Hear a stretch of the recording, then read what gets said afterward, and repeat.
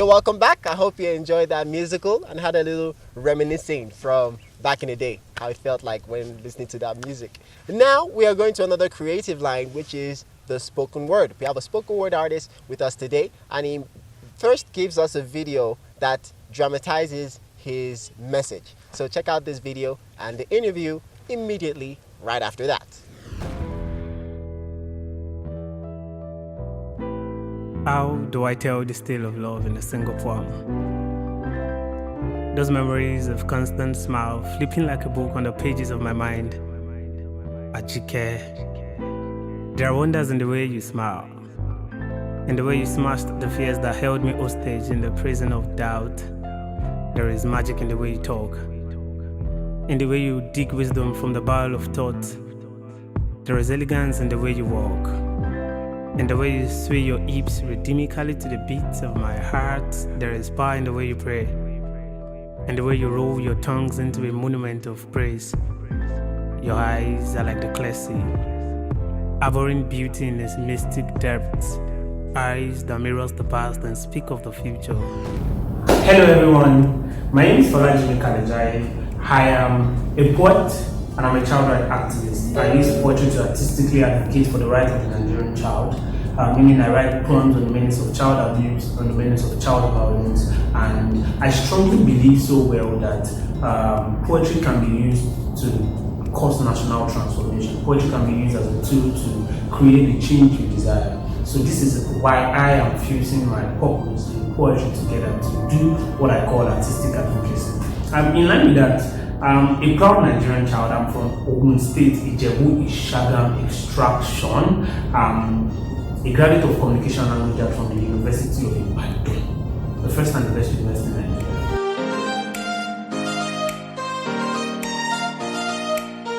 My poetry journey started in 2008 while I was in GS1, where my Yoruba teacher, Mr. Adeshinola, taught us AD. So started chanting in class. It's something that caught my attention. So I met him often to really teach me more, And that was how my poetry journey started. And while I was doing it in graduation parties, in different programs in church and in other ceremonies. So moving forward, when I was in SS1, I got exposure into literature, into poems of Shakespeare's poem, Wole Soyinka's poem, Homeless Not Hopeless, Abiku, and these beautiful poems. That was when my interest in poetry started. And when I got admission into the University of Ibadan, I met a friend who really took me through the path of poetry. And that was how I started writing my poems. That was how I started performing poems in programs, in competitions. And that was how poetry became something purposeful to me. That was when poetry got meaning to me. That was when it got definition to me.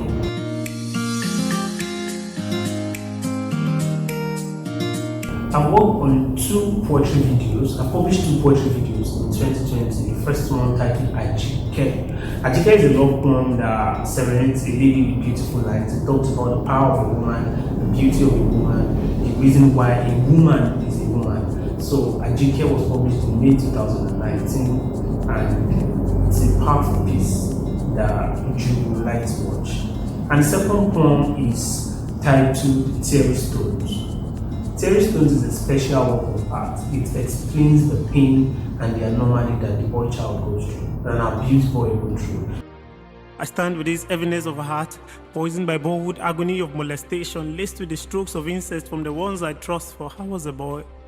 Never to be touched, never to be molested, never to be hurt, but every time I look into my past, memories of pain flashes into my mind.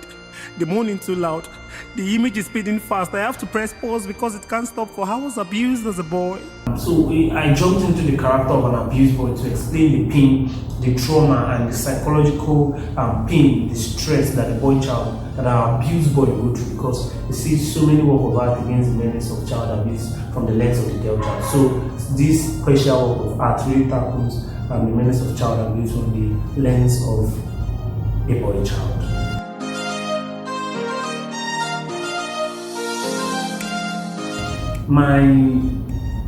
My mentor in the work in this poetry space is Kalejaye. He's the author of the 2 poetry collections, The Light Bearer and Fortune Silence. He's the Secretary for Poets in Nigeria. Freedom has been a beautiful source of inspiration to me. He has edited my works. We've traveled to so many states in Nigeria to perform poetry, to hold poetry talks and seminars. We've traveled even outside of the show of Nigeria to represent at the International Poetry Festival, and a whole lot of programs that Freedom has helped me through. So with Freedom, I can say that poetry is just starting with me, and I'm just starting with poetry because I have the great Freedom as my mentor, as my friend.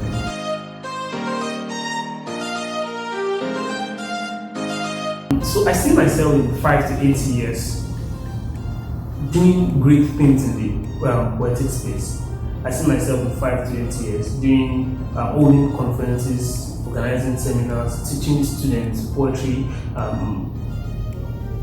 visiting different nations and different communities to teach them what poetry is and to help them fuse their passion, their purpose with poetry, and to help them overcome the trauma and the mindset that they cannot do enough when it comes to poetry.